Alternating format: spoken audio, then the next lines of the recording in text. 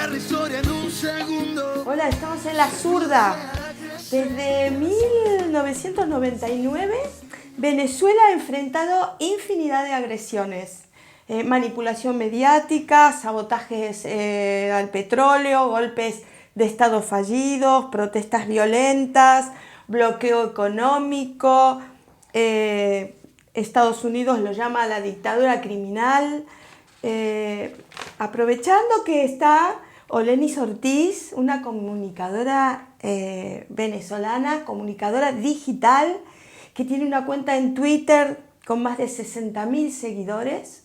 Bueno, repito, aprovechando que está ella aquí en Barcelona, vamos a hacerle una entrevista para que de primera mano nos cuente cuál es la situación actual de Venezuela.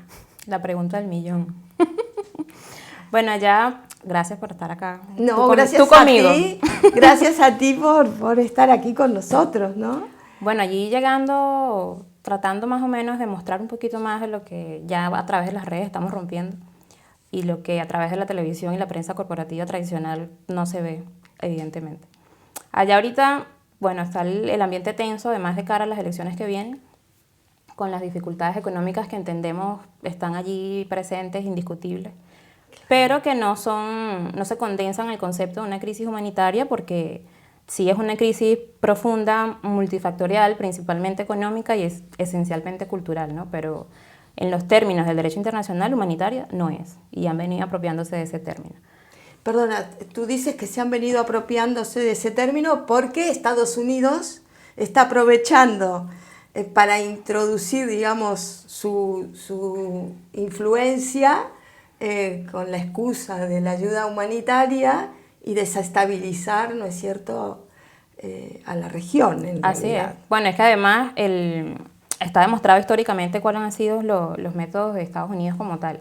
Pero ahora hay un conjunto de cosas diversas que se están, digamos, modernizando en los métodos que están utilizando. Y por cierto, uno de ellos se vio acá en el Estado español, que es el tema de la solicitud de asilo político de parte de la migración económica venezolana, que no son refugiados como ACNUR los obligó a firmar. Es cierto.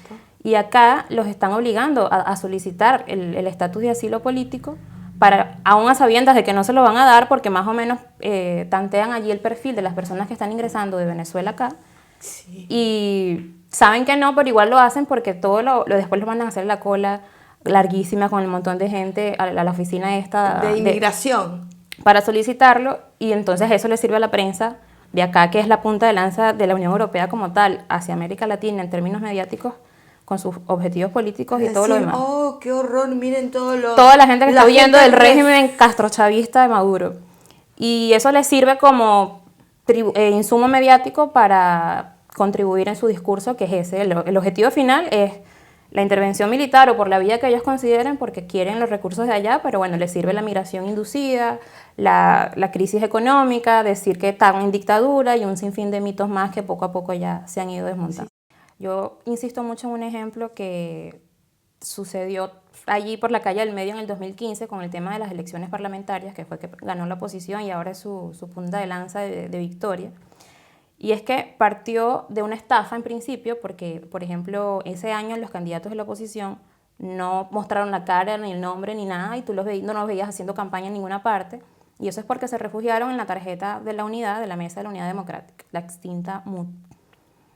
Y eso les sirvió para simplemente que en las condiciones que habían de escasez inducida, de hiperinflación inducida, porque es importante decir que la gente señala al gobierno de Maduro por todos los males, pero no profundizan en el dato de que en términos, por ejemplo, productivos y de distribución de un montón de insumos, es la empresa privada la que controla eso y por lo tanto tiene toda la capacidad, con sus intereses políticos evidentes, de generar ese tipo de cosas, acaparando medicinas.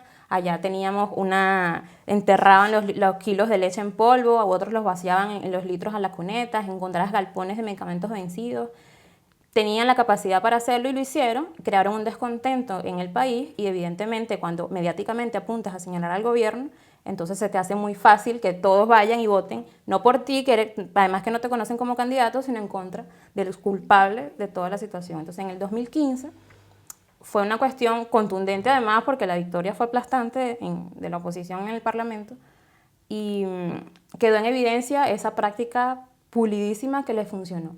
Y poco a poco, bueno, ya tocaba de nuestra parte desmontarlo, pero explicarlo todavía hoy es fundamental porque mucha gente lo ignora. Claro, lo ignora. Y fueron apoyados además ese desabastecimiento que creó descontento con los medios de comunicación quizás. Por supuesto. ¿No? Había una colita normal de lo que sea y entonces te ponían a decir que estaban ahí casi que haciendo la cola por el hambre, que además, por ejemplo, sí había cola por hambre en países como Argentina, la Argentina de Macri.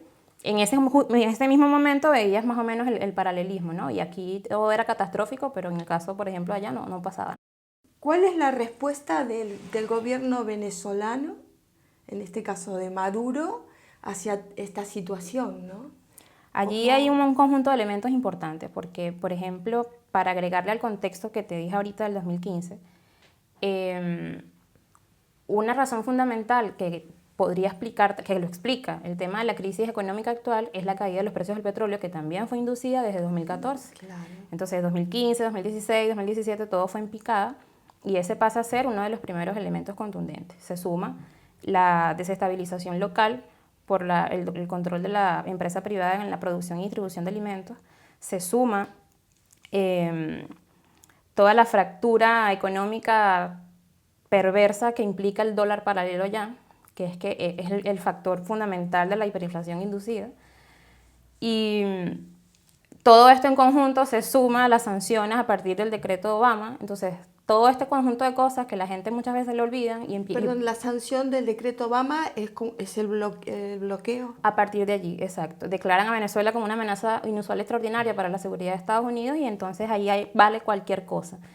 Desde el mito que también se rompió de que supuestamente las sanciones iban dirigidas a los funcionarios del gobierno de Maduro, a que cada ciudadano se había afectado con eso, por ejemplo, en el caso de Adobe, que no puede operar más en el país, o en el caso de los barcos que limitan un montón de cosas. Entonces ya la gente palpa, y el caso fundamental, el tema de haberle quitado el financiamiento por haber secuestrado Citgo, al tema de los convenios de salud que había, por ejemplo, en Argentina y en Italia con el tema de los trasplantes de médula ósea. O sea, hay un conjunto de cosas que plantean a Venezuela en un estado de anormalidad.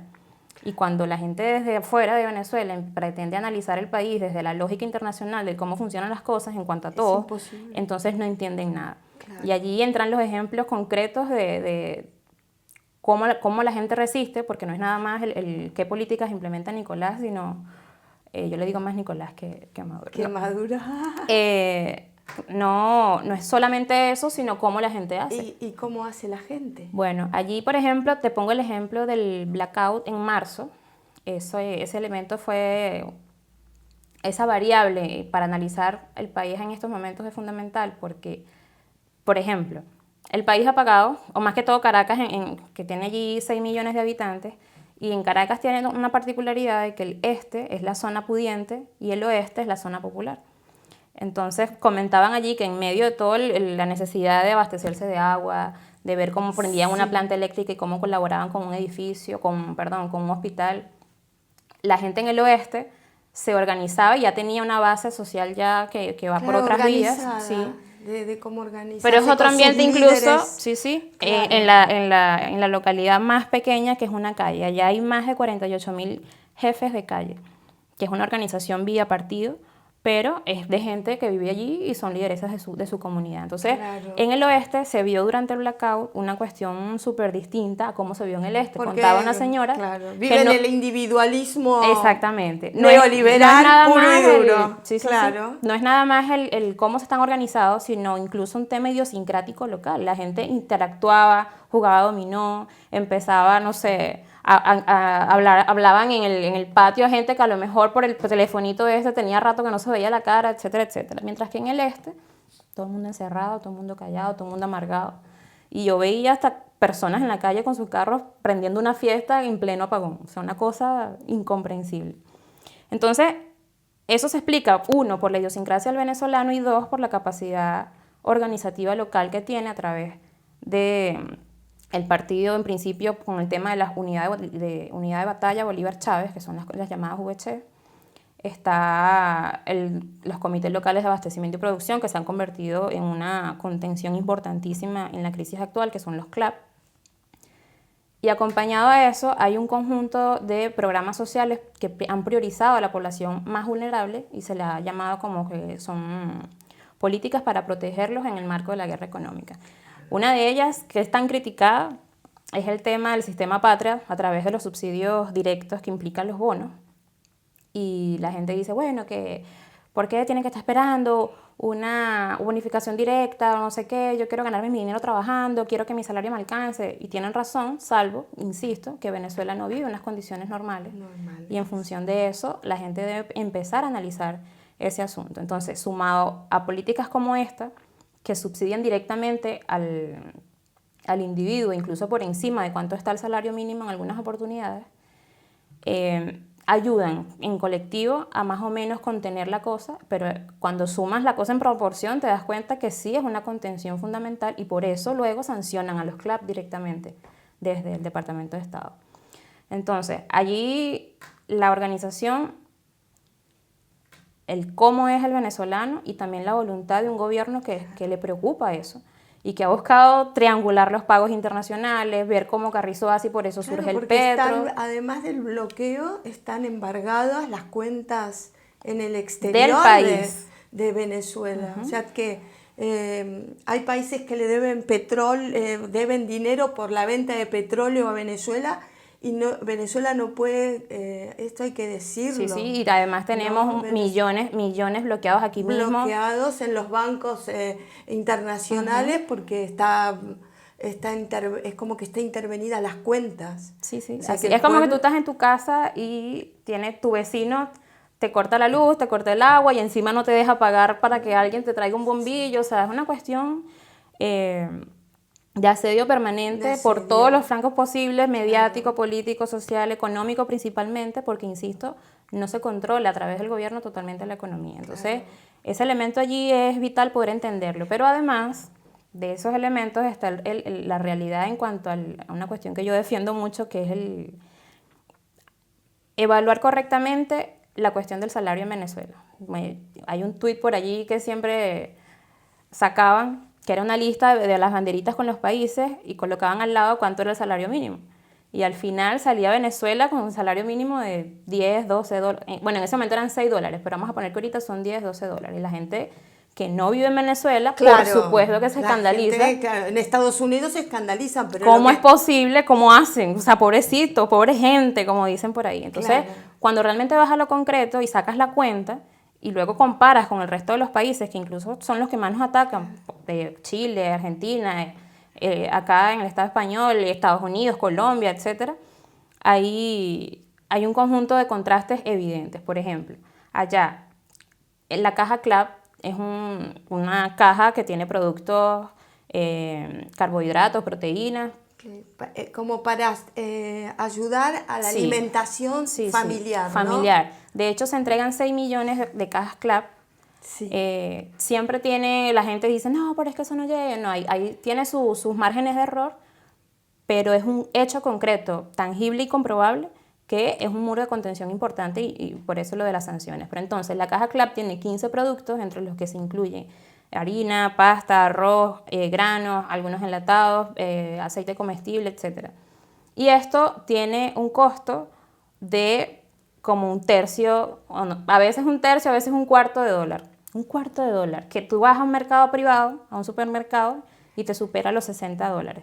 Entonces, bueno, vamos a sumarle entonces esos 60 dólares al salario mínimo, ya por ahí vamos contando otra cosa.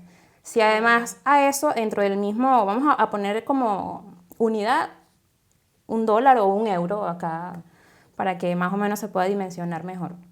Entonces, la electricidad, el agua, el gas directo, el CLAP, la gasolina, incluso la renta del teléfono, esas 6 cosas caben en €1. ¿En qué país del mundo esa realidad es así? En ninguna. Bueno, que los servicios tienen sus fallas y no sé qué. Sí, insisto, no estamos en condiciones normales y además internamente también hay unas cuotas de responsabilidad por un tema de mantenimiento, por un tema del cómo se hicieron las cosas en un periodo de tiempo específico. Claro, todo lo que suma. pasa es que también cuando se analiza desde el exterior Latinoamérica, la realidad de los latinoamericanos,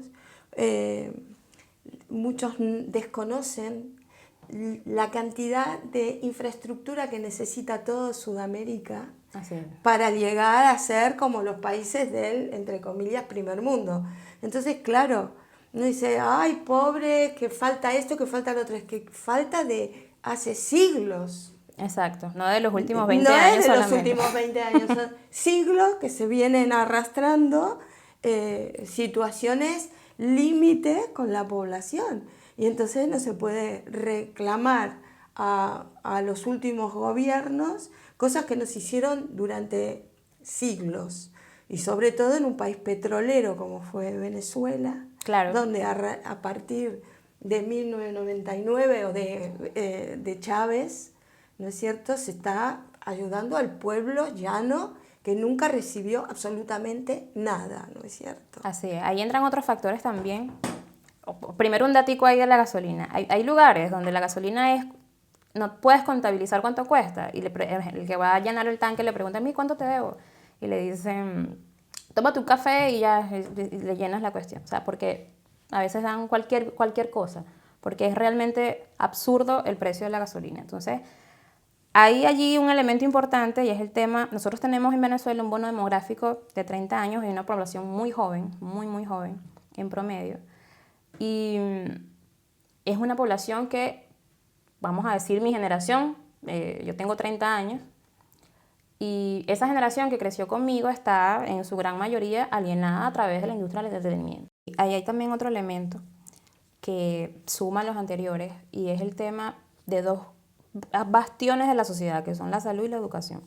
Claro. En Chile se ha levantado un montón de gente en esas espectaculares marchas, que la primera fue impresionante, y se levantan justamente por el desacuerdo con las políticas neoliberales, concretamente porque para estudiar una carrera universitaria se tienen que endeudar de por vida. Sí. En Venezuela, en 20 años del gobierno bolivariano se han creado de 43 a 45 universidades gratuitas.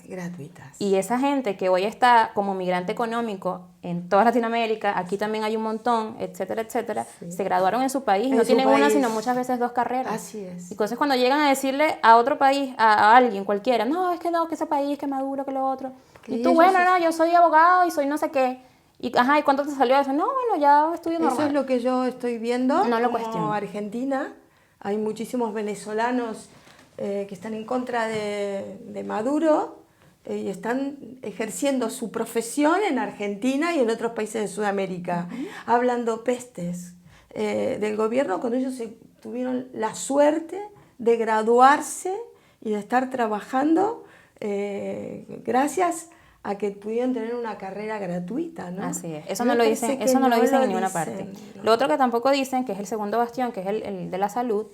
Es cierto que ahorita el sistema de salud en Venezuela atraviesa una situación crítica, claro, que responde a un conjunto de cosas, porque es muy fácil simplemente decir, eso es culpa de Maduro, este gobierno no sirve, que el narcorrégimen, que la dictadura y un montón de cosas, y no profundizas un poco más. Entonces, bueno, vamos a ver cómo estamos de lado y lado, cómo tu famosa propiedad privada defendida te trata en una clínica donde si te estás muriendo y no pagas, no te atienden y te mueres. Claro. Y por su parte, el tema de las creaciones de las misiones en el marco de la salud, ¿no? Que son como unas vías más directas de justamente sortear ese sistema de salud que tampoco estaba en su totalidad o en óptimas condiciones, porque no es que era una maravilla y entonces vino Chávez y Maduro y lo destruyeron, ¿no? Es que arrastraba todo un conjunto de cosas. Durante también este periodo se inauguraron un montón de hospitales. El cardiológico infantil en Caracas es conocido a nivel internacional.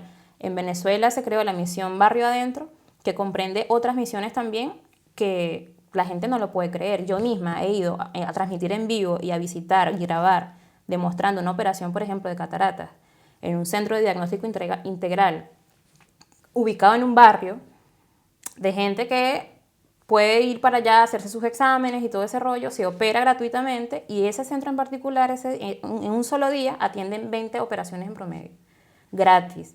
Y tú te vas a una empresa privada y, hoy atendemos 2 nada más, porque eso es muy complicado. Hay también una misión, que es la misión Sonrisa, donde la gente va a recibir servicios odontológicos, que es de los servicios más caros del mundo, y lo reciben también de manera gratuita. Y cuéntame, ¿cómo es esto de la construcción de las comunas? ¿En qué consiste esta organización? Bueno, esa es la orden de Chávez, en principio. Pero hay unas experiencias importantes allí, que una comuna es una forma de consolidar el poder local alterna al Estado burgués, que precisamente busca romper con ese esquema, y es una transferencia real de poder al pueblo, que bueno, controla los espacios de sus comunidades. Te pongo el ejemplo de la comuna El Maizal, que es una comuna rural. Ahí hay unos compañeros, eso queda en 2 estados fronterizos que se llaman Lara y Portuguesa, y se dedican a recuperar espacios que estaban abandonados y además a ellos mismos generar su producción en cuanto a el cerdo, tienen el tema de las reses, la producción de queso, siembra de maíz, o sea, tienen un conjunto de rubros que lo acompañan de esa nueva forma de gobierno que les permite controlar su territorio. O sea, una persona, de hecho, una ocasión allí particular cuando el tema de las alcaldías, las municipales, hace 2 años, hace 2 años, que el líder candidato al tema de las alcaldías como tal, porque son espacios que se disputan también de otras maneras, viene de ser líder de una comuna y el poder consolidado en esa comuna fue tal que se propusieron llegar como más allá. O sea, no es nada más un espacio chiquitito que a la gente a veces desprecia o trata, lo subestima. Quizás por ser de un ámbito rural. No, es que ya te voy a poner la contraparte. No, lo subestiman porque no creen en eso, porque creen que cuando Chávez hablaba de comuna era así como que, no, sí, eso está por ahí. Y cuando tú vas a la comuna, o sea, te quedas con la boca abierta porque funciona. No solamente están organizados, no solamente realmente hay un respeto al liderazgo colectivo. Solidaridad, no solamente son productivos, sino que es un ejercicio conjunto real que disputa justamente el poder en ciertos territorios. Entonces, eso como que no le gusta al Estado burgués y bueno, tratan ahí de minorizarlo.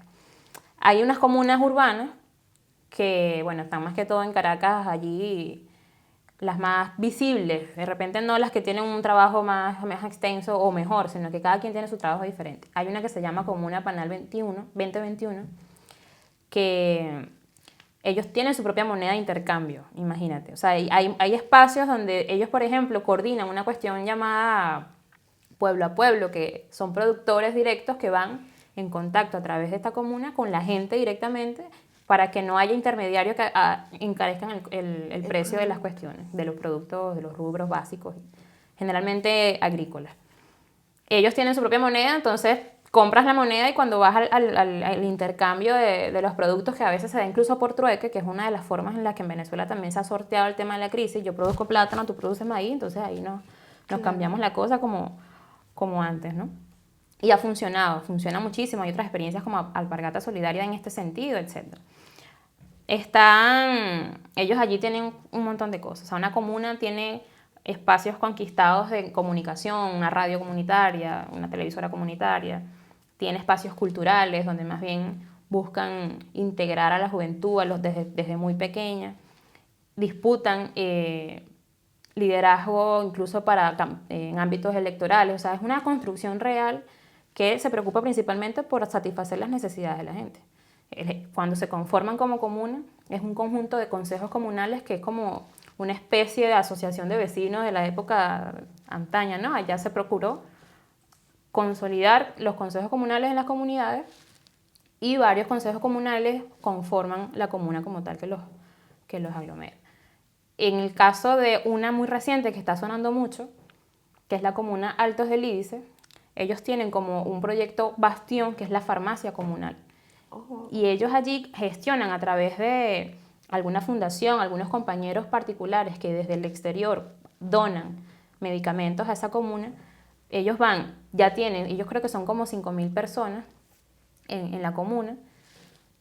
Tienen el censo perfecto de quién está enfermo de qué, cuántas medicinas necesita tal.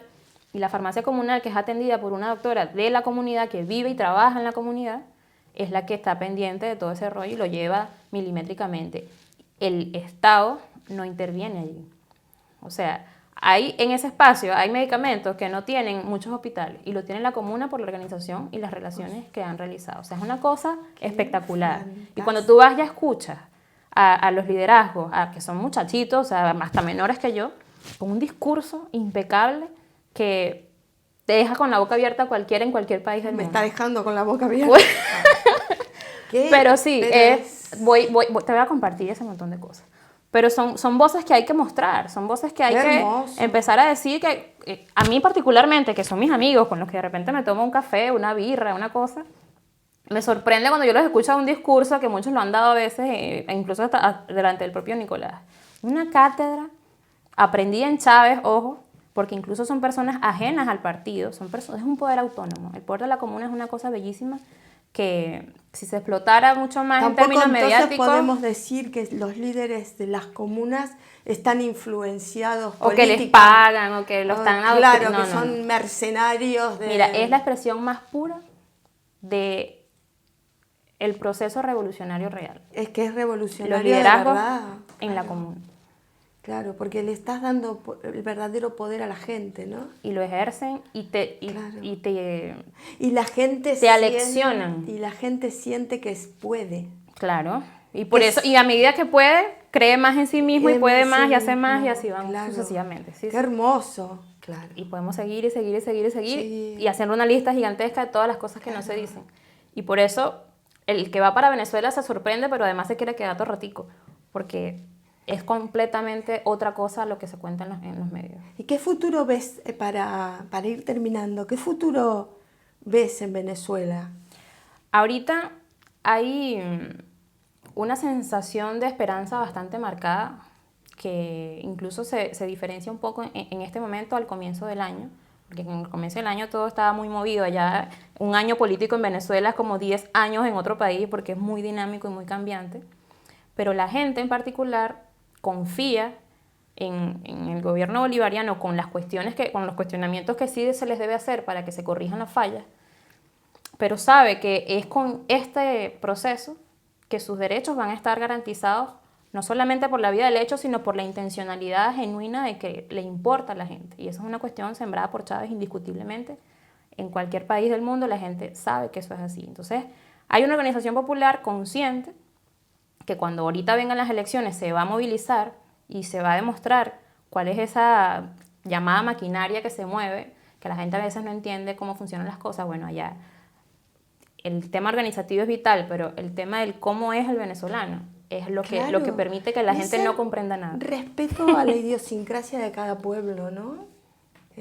No podemos ser todos iguales a imagen y semejanza de los yanquis. Así es. Tenemos Bueno, que... es el precio de la insubordinación. Claro. Y la dignidad, luchar por la dignidad, ¿no? Así mismo. Muchísimas gracias por estar aquí. Gracias a ti. Y bueno, la lucha es el único camino y estar informado también. No quieren que nos informemos, en todas partes del mundo estamos en la misma lucha y tenemos que empezar a unirnos para lograr un futuro mejor para todos. Hasta otra.